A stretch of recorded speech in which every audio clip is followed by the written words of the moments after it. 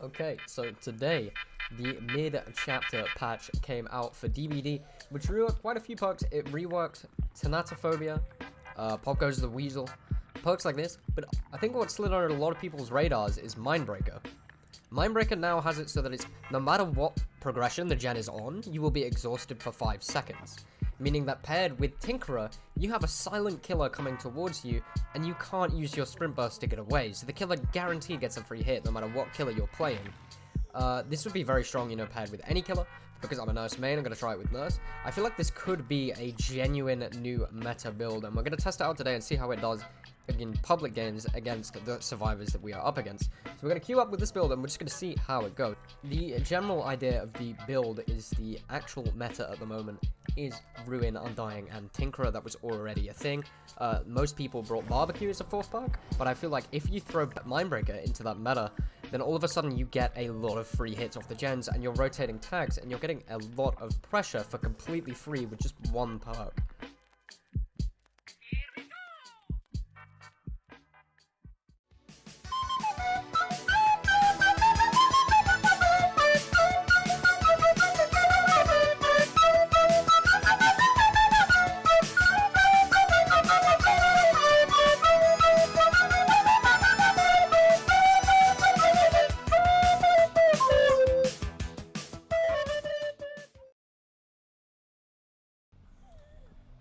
Okay, so we loaded into the Father Campbell's Chapel. A little bit more of a balanced map, or a little bit more survivor-sided than Azarov's resting place. Hopefully this game we can actually get to the point where we can show off the build and show that the free hits that we're going to get because of Mindbreaker. I think I saw someone there. We did. Nice. Okay, so we got a Cheryl in our game. Cheryl pathing towards the jungle gym. I see her just take the edge right there, so we're going to blink to this corner. She looks to be holding W. Nice little last second double back from the Cheryl. Cheryl is pathing back into the jungle gym that she was before, pathing around it. Kind of holding a little bit W. Trying for a double back. I think I catch her here. Okay, no dead hard. Nice little early hook for some pressure early on in the game. I hear them on a gen to my left as well. I think it's that one over there. We actually do get Tinkerer go off. I think that means that the gen is on 65%. We get 12 seconds of undetectable to try and get over there. They pop it before we can do anything. They should still be exhausted if we get a quick hit and we make him run. That means that David shouldn't be able to use his dead hard. Oh, there you go.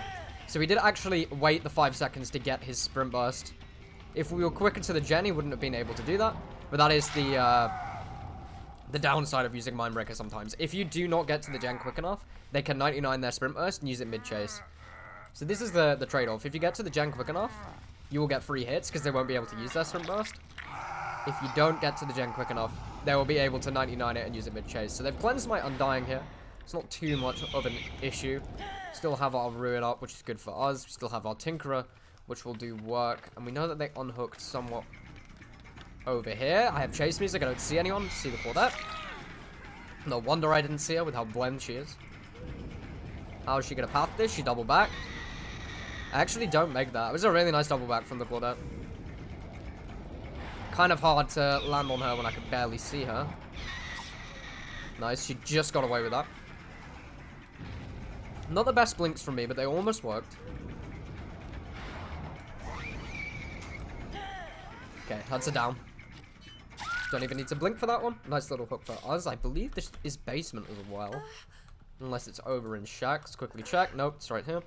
I don't think they have pressure on any of the other gens, because I assume that gen was so quick it must have been a, at least a double up. We see scratch marks over here. Not quite sure where they led to. Right here where the David is. Get a free hit on the David again. We know this David has sprint burst. So most likely, yep, he used it. That's how he got so much distance. But we don't have to fear a dead hard on this David. Nice little down on the David as well. So we're holding so much pressure right now that they actually haven't procced our Tinkerer once.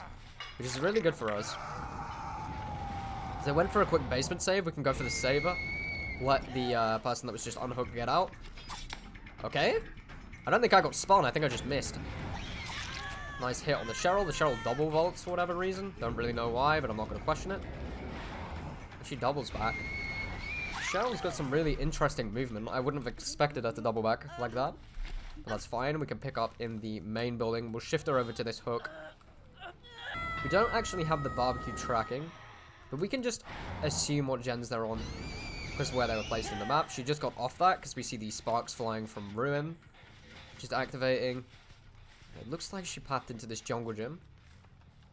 Oh no, she pathed into Shack. Most likely she's on the back of Shack right now, so we'll try that. I think she doubled back. Yep, she did. This Claudette isn't bad at all, so they've actually cleansed my Ruin and my Undying.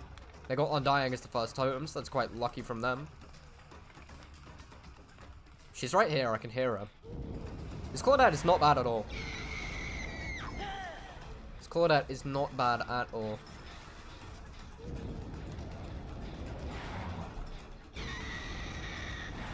She's holding a nerve a lot.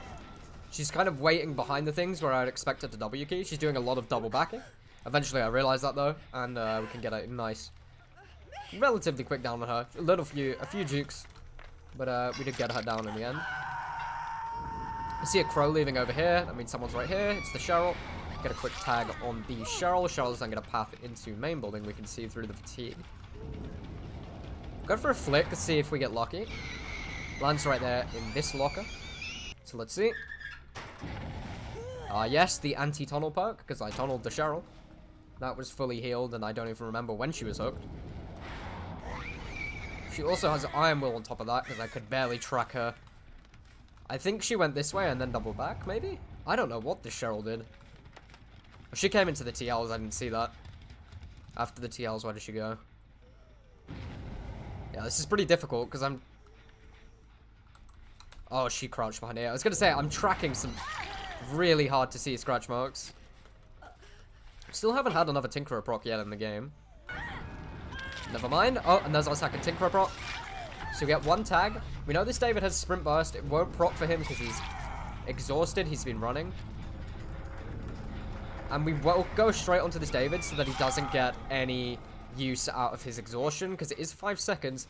If we don't chase them instantly off it, then he can actually just stand still for the 5 seconds and get his Sprint Burst.